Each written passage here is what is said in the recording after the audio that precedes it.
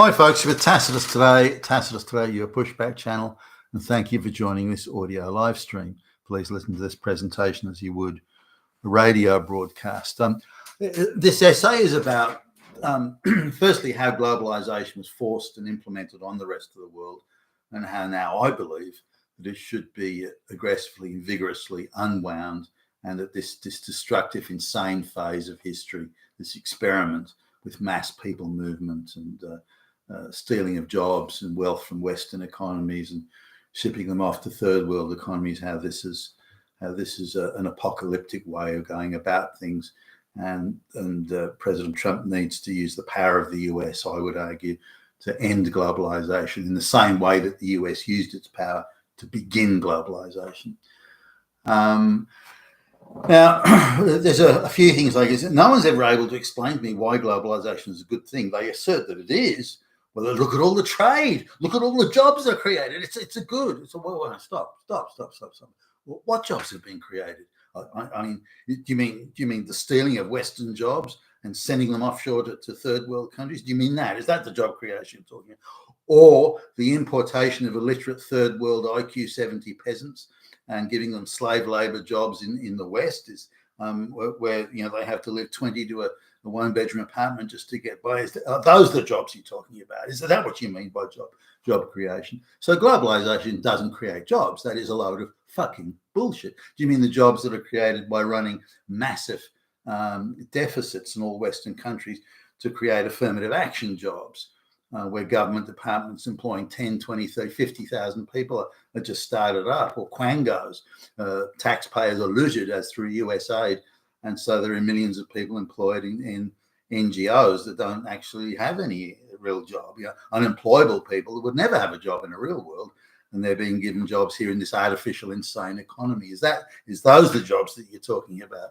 None of them are meritorious.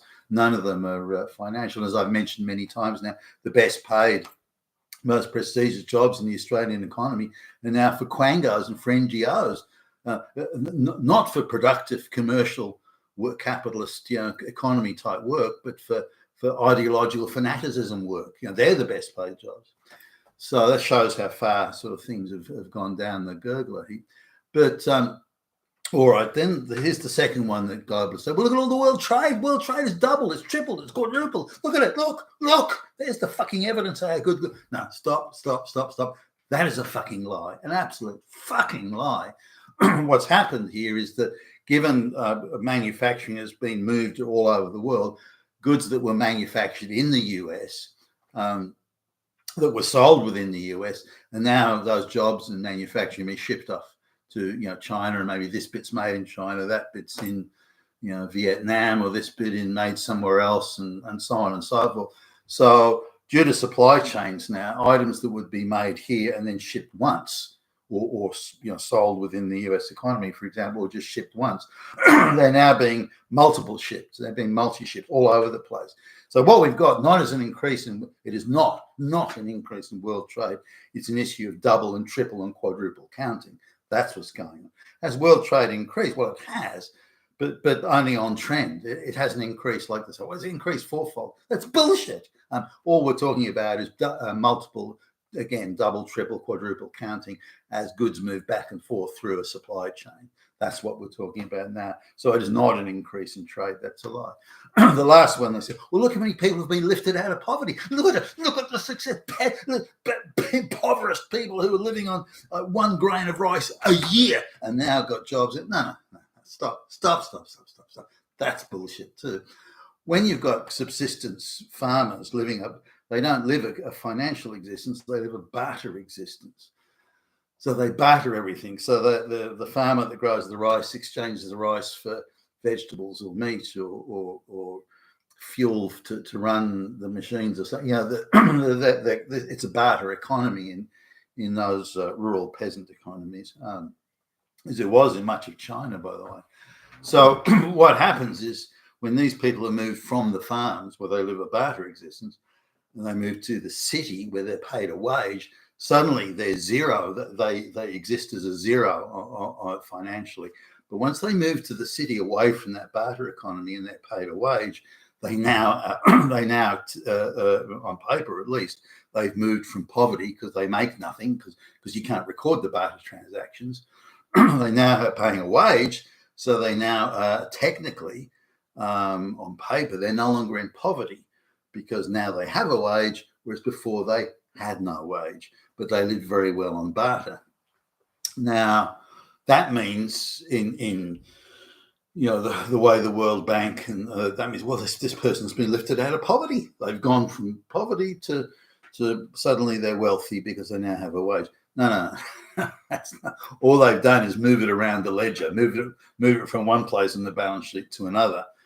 They lived in financial terms, they lived a non-recordable existence. So this is these are the three big things that globalization. Well, look, but it's all bull. It's all a mirage. It's all fucking delusion.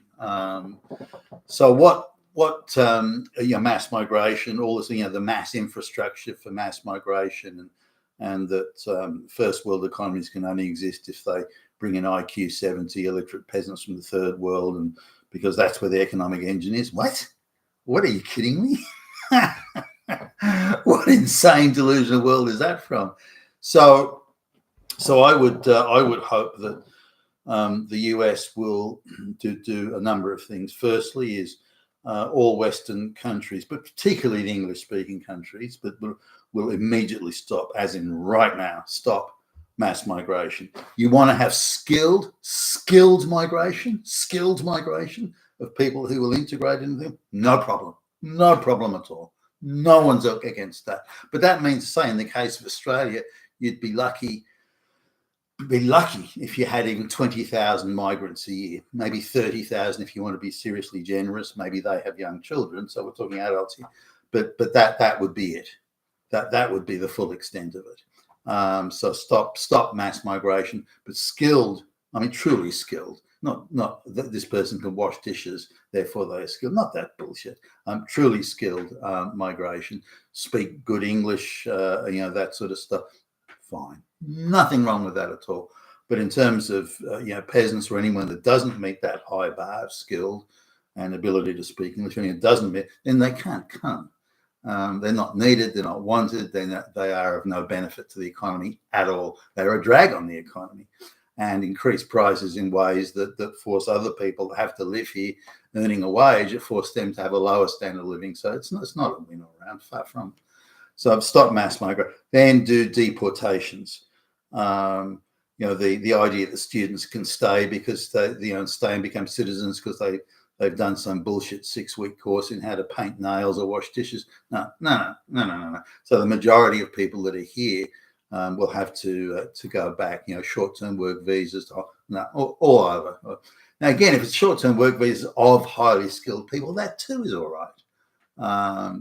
Or even short-term work visas of people that have particular capabilities in low-wage areas. It may be retirement village care or something, but they must have those qualifications. They're not some 2-week bullshit course out in the wilds of fucking Pakistan. No, that's crap. The real qualification. Otherwise, deportation on a mass scale. Easily in Australia, easily 2 million people could be deported. Easily 2 million people could be deported. And mass migration stopped right now.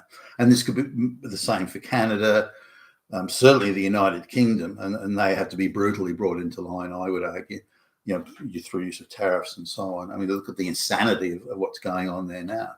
Now, this is for 2 reasons I'm proposing this, because I kind of don't like the idea of a big economy throwing its weight around, but that's what the US did. The US did exactly that to force globalization on other countries. Now it has to be forced off, globalization has to be stopped in other countries. But the globalists, since they've lost control of the US, they're doubling down on all the other Western countries, trying to super increase their influence and super turbocharge mass migration and so on, as you can see in Britain at the moment. And Britain being the launch pad of the modern era, the Industrial Revolution, the globalists particularly want to destroy that. Britain. So President Trump can unwind this, but he'll have to be prepared to use. The globalists won't go down without a fight. But if just 2 more main economies, Canada and Britain, can be prized loose from the insanity of globalization, the rest will fall over in due course. The European Union and so on maybe needs a bit more pushing and shoving because they're absolutely fanatically committed globalists. Now, here's the idea of is financial self-sufficiency a bad thing? The globalists argue it's a terrible thing because it's the depression, because I mean, they can't really explain it, but they just stutter and bluster, and you're supposed to just go, oh yeah, it must be a bad thing. So every country has its ability, or has a particular or unique ability or capacity economically.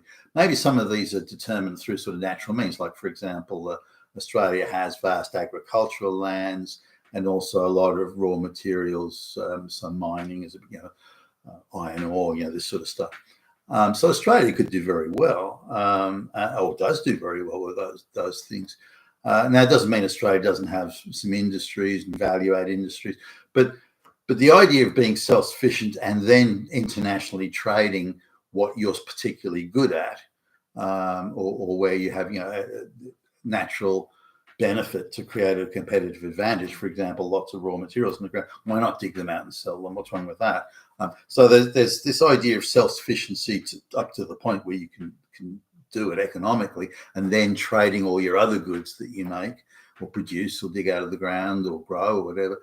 Then that's a very healthy world economy.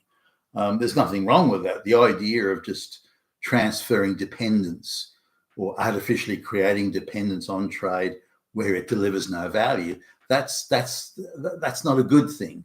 But yet this is what the globalists push, and we need to be aware of that illusionist's trick, because it's not real. It does not deliver benefit. You've been a catalyst today, your Pushback channel, and thank you for listening.